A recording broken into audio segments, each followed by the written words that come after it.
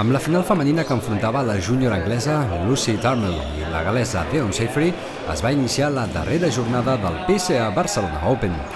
Aquest torneig internacional d'esquaix, que celebra cada 2 anys, va aplegar 56 jugadors de 16 països diferents i va tenir una dotació de $10.000 en premis. Sent la primera vegada a la història que es feia a l'estat espanyol una competició puntuable pel circuit mundial professional d'esquaix PSA femení.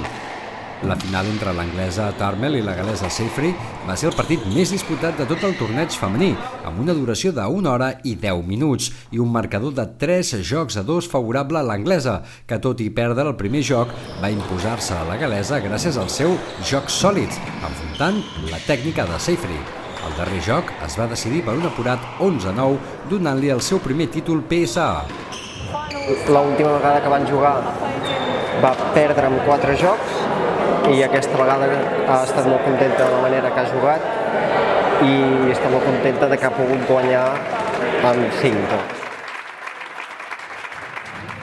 A la final masculina van arribar 2 jugadors catalans, el cap de sèrie número 1 del torneig, Iker Pajares, del Màliu Esportiu de Sabadell, i el jugador del Club Natació Sant Andreu, Edmond López. Tots dos es coneixen molt i això va marcar la final. La final és la segona final que jugo amb el meu company d'entrenament, puc dir el meu germà. Cada dia estem junts, entrenem junts, morim junts. Ens coneixem moltíssim, tant ell a mi i jo a ell.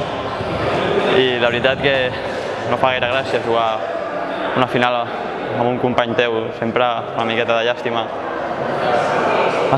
Perquè un dels dos té que guanyar, però bueno. Els dos tenim un joc molt sòlid, molt conservador.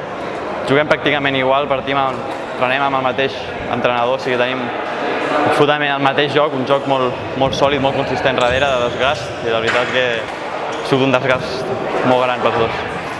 El jugador del Màliu Esportiu, que enguany havia guanyat 5 tornejos PSA, va haver d'eliminar els anglesos Kyle Finch i Mark Fuller i el francès Victor Courin per arribar a la final, mentre que el López va derrotar el saluenc Nilo Vidal, el francès Baptiste Massoti i a Bernat Jaume, que havia donat la sorpresa al derrotar el cap de sèrie número 2 del torneig, l'escocès Douglas Kempsell.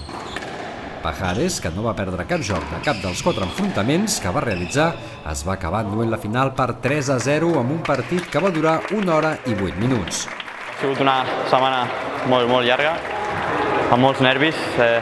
Tenia moltes ganes de guanyar aquest títol. Partia com a cap de sèrie número 1, hi havia una pressió extra, volia fer-ho bé davant de la meva família, els meus amics, els meus companys d'entreno.